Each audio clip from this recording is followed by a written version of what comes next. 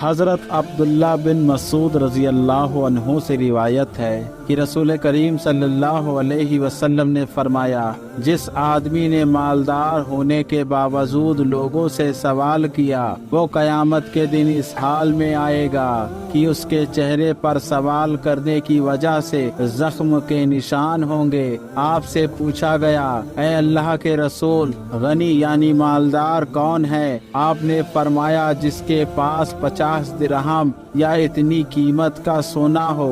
حضرت عطاب بن اسید رضی اللہ عنہ سے روایت ہے کہ نبی کریم صلی اللہ علیہ وسلم نے انگوروں کی زکوٰۃ کے بارے میں فرمایا، ان کا اندازہ لگایا جائے جیسا کہ کھجوروں کا اندازہ لگایا جاتا ہے، پھر انگوروں کی زکوٰۃ منقع سوکھے ہوئے انگور کی شکل میں ادا کی جائے جیسا کہ تازہ کھجوروں کی زکوٰۃ خشک کھجوروں کی شکل میں ادا کی جاتی ہے۔ حضرت ام سلمہ رضی اللہ عنہا سے روایت ہے کہ رسول کریم صلی اللہ علیہ وسلم نے مجھے حکم دیا کہ میں ہر مہینے میں 3 روزے رکھوں، ان کی شروعات پیر یا جمعرات سے شروع کروں۔ حضرت عائشہ رضی اللہ عنہا سے روایت ہے کہ رسول کریم صلی اللہ علیہ وسلم پیر اور جمعرات کو روزہ رکھتے تھے۔ حضرت امیر بن رابعہ رضی اللہ عنہ سے روایت ہے کہ میں نے رسول کریم صلی اللہ علیہ وسلم کو روزے کی حالت میں کئی بار مسواک کرتے دیکھا۔ حضرت عائشہ رضی اللہ عنہا سے روایت ہے کہ رسول کریم صلی اللہ علیہ وسلم نے فرمایا، مسواک منہ کی پاکیزگی اور اللہ رب العزت کی رضا کا سبب ہے۔ حضرت انس رضی اللہ عنہ سے روایت ہے کہ رسول کریم صلی اللہ علیہ وسلم نے فرمایا، زکوٰۃ لینے میں حد سے نکلنے والا گناہ کے اعتبار سے اس آدمی جیسا ہے جو زکوٰۃ ادا کرنے سے انکار کرتا ہے۔ حضرت عبداللہ بن مسعود رضی اللہ عنہ سے روایت ہے کہ رسول کریم صلی اللہ علیہ وسلم نے فرمایا، بلا شبہ اللہ تعالیٰ نے فرشتے متعین کیے ہیں جو روئے زمین پر چلتے پھرتے ہیں اور میری امت کی طرف سے مجھ پر سلام پہنچاتے ہیں۔ حضرت عبداللہ بن عمر رضی اللہ عنہ سے روایت ہے کہ رسول اکرم صلی اللہ علیہ وسلم نے مجھے مخاطب کرتے ہوئے فرمایا، اے میرے بیٹے، اگر تم ایسا کر سکتے ہو کہ صبح اٹھنے کے بعد سے لے کر رات کو سونے تک تمہارے دل میں کسی آدمی کے بارے میں کوئی بغض و کینہ نہ ہو تو تم ایسا ہی کرنا، یہ میری سنت سے ہے، اور جس آدمی نے میری سنت کو محبوب یعنی پیارا جانا اس نے مجھ سے محبت کی، اور جس آدمی نے مجھ سے محبت کی وہ جنت میں میرے ساتھ ہوگا۔ حضرت سلمان بن عامر رضی اللہ عنہ سے روایت ہے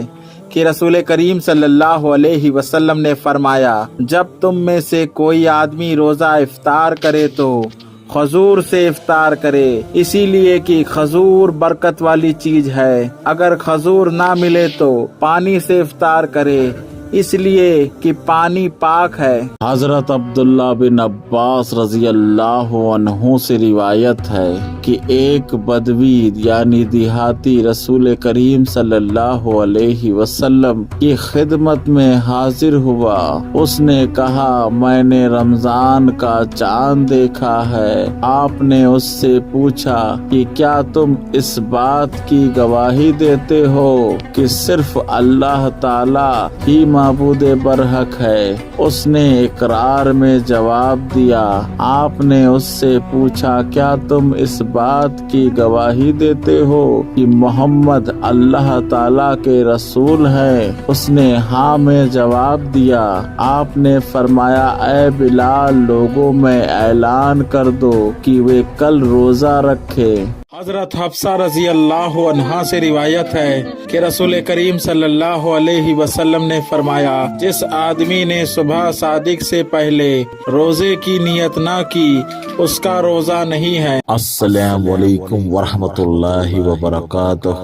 حضرت ابو ہریرہ رضی اللہ عنہ سے روایت ہے کہ رسول کریم صلی اللہ علیہ وسلم نے فرمایا، ہوا اللہ تعالیٰ کے حکم سے آتی ہے، کبھی رحمت لاتی ہے اور کبھی عذاب، اس کو برا نہ کہو، بلکہ اللہ تعالیٰ سے اس کی بھلائی کا سوال کیا کرو اور اس کے شر یعنی برائی سے اللہ تعالیٰ کی پناہ طلب کرو۔ دوستو، ہوا، آندھی، طوفان، بارش، کسی کو برا بھلا نہیں کہنا چاہیے۔ اللہ ہم سب کو ہدایت پر رکھے اور ہم سب کو نمازی بنائے۔ حضرت انس بن مالک رضی اللہ عنہ سے روایت ہے کہ رمضان کا مہینہ آیا تو رسول کریم صلی اللہ علیہ وسلم نے فرمایا، یہ برکت والا مہینہ آیا ہے، اس کو غنیمت جانو، اس میں ایک رات ایسی ہے جو 1000 مہینوں سے بہتر ہے۔ جو آدمی اس رات کی خیر و برکت سے محروم رہا وہ ہر طرح کی خیر و برکت سے محروم رہا، اور اس کی خیر و برکت سے صرف وہی آدمی محروم رہتا ہے جو ہر قسم کی نیک بختیوں سے محروم ہے۔ دوستو، حضور کی اور بھی حدیث سننے کے لیے ہمارے چینل کو سبسکرائب کریں، ویڈیو کو لائک کریں۔ حضرت انس بن مالک رضی اللہ عنہ سے روایت ہے کہ رمضان کا مہینہ آیا تو رسول کریم صلی اللہ علیہ وسلم نے فرمایا، یہ برکت والا مہینہ آیا ہے، اس کو غنیمت جانو، اس میں ایک رات ایسی ہے جو 1000 مہینوں سے بہتر ہے۔ جو آدمی اس رات کی خیر و برکت سے محروم رہا وہ ہر طرح کی خیر و برکت سے محروم رہا، اور اس کی خیر و برکت سے صرف وہی آدمی محروم رہتا ہے جو ہر قسم کی نیک بختیوں سے محروم ہے۔ دوستو، حضور کی اور بھی حدیث سننے کے لیے ہمارے چینل کو سبسکرائب کریں، ویڈیو کو لائک کریں۔ السلام علیکم میرے پیارے بھائیوں، رمضان شریف قریب آ رہا ہے، اور رمضان شریف میں سحری میں ہمیں کیا کھانا چاہیے اور سحری میں کیا کھانا سنت ہے۔ چلیے، ہمارے پیارے آقا محمد مصطفیٰ صلی اللہ علیہ وسلم نے ہمیں سحری میں کیا کھانے کو بتایا ہے، چلیے حدیث سے پتہ کرتے ہیں۔ حضرت ابو ہریرہ رضی اللہ عنہ سے روایت ہے کہ رسول کریم صلی اللہ علیہ وسلم نے فرمایا، حضور مومن کی سحری کا بہترین کھانا ہے۔ تو دوستو، سحری میں خضور کھانا سنت ہے۔ ویڈیو اگر پسند آئے تو ویڈیو کو لائک کریں، کمنٹ کر کے بتائیں ویڈیو کیسی لگی، اور چینل کو سبسکرائب ضرور کریں۔ حضرت ابو ہریرہ رضی اللہ عنہ سے روایت ہے کہ رسول کریم صلی اللہ علیہ وسلم نے فرمایا، جب رمضان مبارک کی پہلی رات ہوتی ہے تو شیطان اور سرکس جنات کو جکڑ دیا جاتا ہے اور دوزخ کے دروازے بند کر دیے جاتے ہیں، اس کا کوئی دروازہ کھلا نہیں ہوتا، جبکہ جنت کے دروازے کھل جاتے ہیں، اس کا کوئی دروازہ بند نہیں ہوتا، اور آواز دینے والا آواز دیتا ہے، اے خیر طلب کرنے والوں، نیک کام کے لیے آگے بڑھو، اور اے برے کام کی طلب رکھنے والوں، برے کاموں سے رک جاؤ۔ اور ہر رات اللہ تعالیٰ لوگوں کو دوزخ سے بڑی تعداد میں آزاد فرماتا ہے۔